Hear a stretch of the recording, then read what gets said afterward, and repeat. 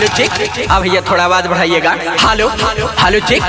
जी हाँ मेरे दोस्तों, हर साल के भांति इस साल भी नवयुवक सरस्वती पूजा समिति आप लोगों का हार्दिक अभिनंदन करती है और करती रहेगी। तो उठाइए दोनों हाथ और प्रेम से बोलिएगा सरस्वती माता की जय, सरस्वती माता की जय। साल भर पर आती है, विद्या देकर जाती है। डीजे संदीप राजनीति संतुल राज कुशीनगर। सरस्वती माता विद्या के दाता, सरस्वती माता विद्या के दाता। सरस्वती माई के पूजो चरणवा, बजै बया के भेटी के अनवा।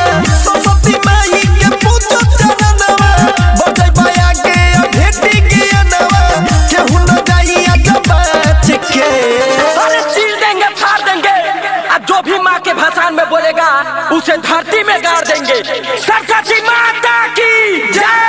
पूजा करो पाँच के भाषण होई नाच के, पूजा करो पाँच के भाषण होई नाच के। करो पूजा पाँच के भाषण होई नाच के, पूजा करो पाँच के भाषण होई नाच के। सरस्वती माता विद्या के दाता, सरस्वती माता विद्या के दाता।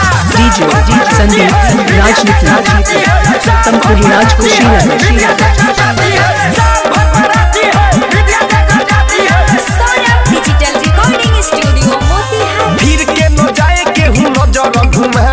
सभे के आजू पारा शादी खियावो। जो भी भक्तजन प्रसादी नहीं खाए हैं तो कृपया आकर प्रसादी खा ले। धन्यवाद। फिर के न जाए केहू नजर घुमावो, सभे के आजू पारा शादी खियावो।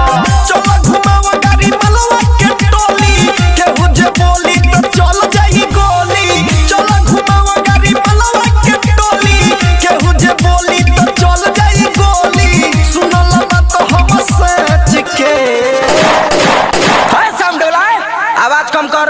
हाँ, एक आवश्यक सूचना, मेरे समिति के जितने भी सदस्यगण हैं, अगर मेरी आवाज को सुन रहे हैं तो सबसे पीछे एक लड़का ब्लू टी शर्ट पहना हुआ है और सामने वाले जो छत पे लड़की है उसको लाइन मार रहा है। तो उसको पता नहीं है कि लफुआ का भाषण निकला हुआ है। बोल दो सिस्टम में रहे। सरस्वती माता विद्या के दाता, सरस्वती माता विद्या के दाता। पूजा करो पाँच के भाषण होई नाच के, पूजा करो पाँच के भाषण होई नाच के। करो पूजा पाँच के भाषण होई नाच के, पूजा करो पाँच के भाषण होई नाच के। तो भाइयों एक शायर याद आ गया, कहते हैं कि शीशम की लकड़ी की सुगंध चंदन की लकड़ी से कम नहीं। शीशम की लकड़ी की सुगंध चंदन की लकड़ी से कम नहीं। पूजा तो सभी कोई करते हैं, लेकिन हमारा नवयुवक सरस्वती पूजा समिति भी किसी से कम नहीं। ऐसे सब फीलिंग के गाना बजाओ,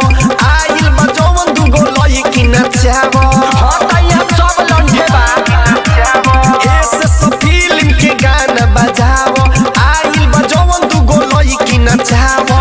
कि सोनो सुधीर लगावे जयकारा, अगला साल माही होई है दोबारा। सोनो पैसोर लगावे जयकारा, अगला साल माही होई है दोबारा। कहे सारा विरोध सच के। हेलो ए ऑपरेटर, थोड़ा सा आवाज कम करो। केहू भी ट्रैक्टर के ढाला पर लटक के डांस न करी। कायदा में रहो लोगन, फायदा करी। न तो जाना लो लोगन बम चली चाहे गोला, बम चली चाहे गोला। और हमनी के भाषण हर साल सही होला। पूजा करो पाँच के भाषण होई नाच के, पूजा करो पाँच के भाषण होई नाच के। पूजा होई पाँच के भाषण होई नाच के, पूजा होई पाँच के भाषण होई नाच के।